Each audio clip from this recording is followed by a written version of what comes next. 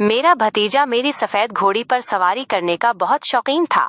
वो अक्सर मुझसे इसरार करता, चची, मुझे आपकी सफेद घोड़ी की सवारी करनी है। मैं उसकी इस बात को हंसी में टाल दिया करती थी, लेकिन वो हर रोज जिद करने लगा। इन दिनों मेरा भतीजा पढ़ाई के सिलसिले में मेरे पास रहने आया हुआ था। मेरा शौहर उस वक्त बैरूने मुल्क मुकीम था। मेरा भतीजा उम्र में तो छोटा था, लेकिन वक्त के साथ साथ उसके अंदाज में तब्दीलियां आने लगीं। वो किसी न किसी बहाने मेरे करीब आने की कोशिश करता और अपनी जिद दोहराता, चची, मुझे आपकी सफेद घोड़ी की सवारी करनी है। मैं उसे बच्चा समझकर नजरअंदाज करती रही।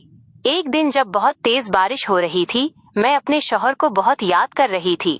इसी वक्त मेरा भतीजा मेरे कमरे में आया और जिद करने लगा कि उसे आज ही घोड़ी की सवारी करनी है। मैंने उसकी बात मान ली और पूछा, बताओ मुझे क्या करना होगा? लेकिन उसने जो तरीका बताया वो सुनकर आप सब हैरान हो जाएंगे। उसने लाइट बंद करते ही पूरे जोश से ऐसी बात की कि एक गलत फहमी ने मेरे अच्छे खासे रिश्ते को तकरीबन तबाह कर दिया था। पूरी कहानी सुनिए, आपको बहुत मजा आएगा, और अगर आप चैनल पर नए हैं तो चैनल को जरूर सब्सक्राइब करें। शुक्रिया। ये कहानी इस वक्त की है जब मेरी नई नई शादी हुई थी। मैं एक गरीब घराने से ताल्लुक रखती थी, इसलिए मेरे वालिदैन ने कम उम्री में ही मेरी शादी कर दी। हर लड़की की तरह मेरे भी अपनी शादी को लेकर बहुत से ख्वाब थे, लेकिन वो शायद मेरी जिंदगी में पूरे ना हो सके, क्योंकि मेरा शौहर शादी की पहली रात के बाद ही मुझे छोड़कर बैरूने मुल्क चला गया। शादी बहुत जल्दी में हुई थी। मैंने सुना था कि मेरे शौहर के वालिदैन इस दुनिया में नहीं थे और उसकी एक छोटी बहन थी जिसकी शादी वो 1 साल पहले कर चुका था। मेरे वालिदैन को ये रिश्ता इसलिए पसंद आया क्योंकि लड़का अच्छा कमा लेता था और उनकी तरफ से लड़की वालों से कोई मुतालबा भी नहीं किया गया था। इसलिए खुशी खुशी मेरी शादी राजा से कर दी गई।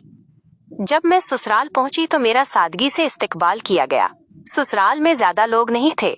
जब मैं अपने शौहर के कमरे में दाखिल हुई तो उसने कमरे को फूलों से सजा रखा था। वो रात मेरे लिए बहुत मोहब्बत भरी थी। हर नई दुल्हन की तरह मैं भी अपने शौहर का बेसब्री से इंतजार कर रही थी। मैं लंबा सा घूंघट निकाले बैठी थी और आने वाले लम्हों के बारे में सोच रही थी। तकरीबन आधे घंटे बाद मेरा शौहर कमरे में आया। उसने दरवाजा बंद किया और मुझसे बड़े प्यार से बातें करने लगा। शुरू में तो मैं बहुत झुझक रही थी, लेकिन आहिस्ता आहिस्ता मैं उसके साथ बेतकल्लुफ हो गई। अब मुझे शर्म महसूस नहीं हो रही थी। मेरे शौहर ने मेरा हाथ थामकर अपनी मोहब्बत का इजहार किया और उसके छूने से मेरे दिल की धड़कन तेज हो गई। फिर उसने लाइट बंद कर दी और मुझ पर अपना प्यार निछावर करने लगा। कई घंटों बाद उसने मुझे बताया कि वो कल सुबह कारोबार के सिलसिले में बैरूने मुल्क जा रहा है। ये सुनकर मैं सकते में आ गई। इसने बताया कि दफ्तर से छुट्टी नहीं मिल रही, इसलिए उसका जाना बहुत जरूरी है। वो बोला, तुम परेशान मत होना, मैं जल्द वापस आऊंगा। उसकी बात सुनकर मैं बहुत उदास हो गई। भला कौन सी लड़की शादी के अगले ही दिन अपने शौहर को बाहर जाने की इजाजत देती है?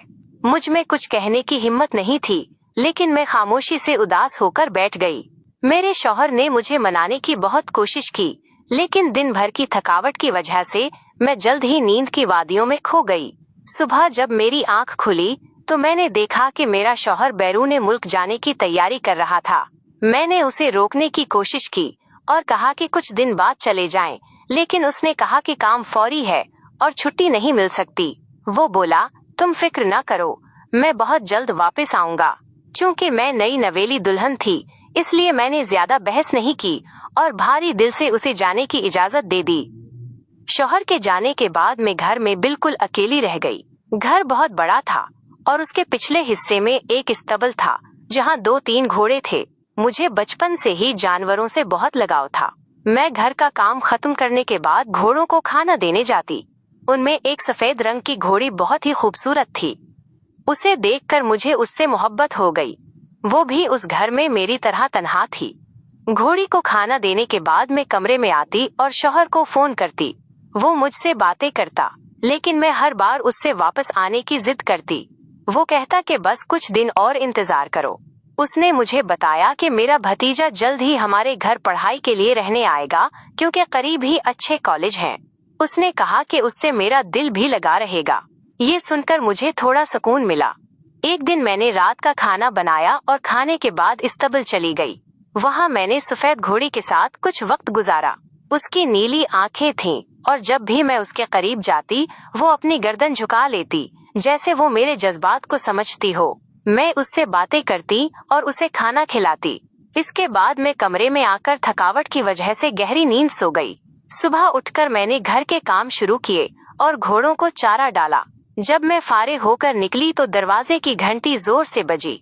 मैं भागकर दरवाजा खोलने गई। सामने मेरा भतीजा अरमान खड़ा था।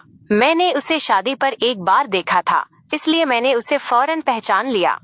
उसने मुझे देखते ही कहा, चची, आप तो आज बहुत खूबसूरत लग रही हैं। मैं शर्मा गई और कहा, अंदर आओ, तारीफें बाद में करना। उसने अपना बड़ा सा बैग सोफे पर रखा और बताया कि वो यहाँ पढ़ाई के लिए आया है। अरमान 20 साल का एक खूबरू लड़का था, लेकिन उसकी उम्र का अंदाजा लगाना मुश्किल था। मैंने कहा, तुम्हारे चचा ने बताया था कि तुम आ रहे हो, लेकिन ये नहीं सोचा था कि इतनी जल्दी आ जाओगे। मैंने उसे उसका कमरा दिखाया और नाश्ता बनाने चली गई। जब मैं नाश्ता लेकर आई तो वो अपने फोन पर कुछ देख रहा था और मुझे देखते ही उसके हाथ से फोन गिर गया। नाश्ता करते हुए वो मेरी तारीफें करने लगा। चची, आप नाश्ता भी बहुत लजीज बनाती हैं। आपके हाथों में तो जादू है। उसकी बातों पर मैं हंस पड़ी, क्योंकि वो बहुत मजाहिया तबीयत का लड़का था। हमने उसकी पढ़ाई के मुताल्लिक कुछ बातें की। फिर मैं अपने कमरे में आई तो शौहर का फोन आ गया। इसे अरमान के आने का मालूम हो चुका था। उसने कहा, अब तुम्हारा दिल बहल जाएगा। मैंने खामोशी से हाँ कह दी, क्योंकि मुझे उसकी जरूरत थी, भतीजे की नहीं। लेकिन नई नवेली दुल्हन होने की वजह से मैं ज्यादा जिद ना कर सकी। कुछ देर आराम करने के बाद मैं इस्तबल में घोड़ों को चारा डालने गई। आज सफेद घोड़ी बहुत उछल कूद कर रही थी। शायद वो आजाद होना चाहती थी। जब मैं उसे चारा डाल रही थी तो अरमान भी वहाँ आकर खड़ा हो गया और कहने लगा, चची, ये सफेद घोड़ी मुझे बहुत पसंद है, बिल्कुल आपकी तरह खूबसूरत। इसकी नीली आंखें देखकर तो कोई भी उस पर फिदा हो जाए। फिर उसने कहा, चची, मुझे इसकी सवारी करनी है। मैंने उसकी बात हंसी में टाल दी। हमने थोड़ी देर बातें की और फिर घर वापस आ गए। अरमान ने बताया कि वो अपने दोस्तों के हॉस्टल जा रहा है और देर से लौटेगा। मैंने उसे इजाजत दे दी। रात को जब वो वापस आया तो हमने साथ खाना खाया।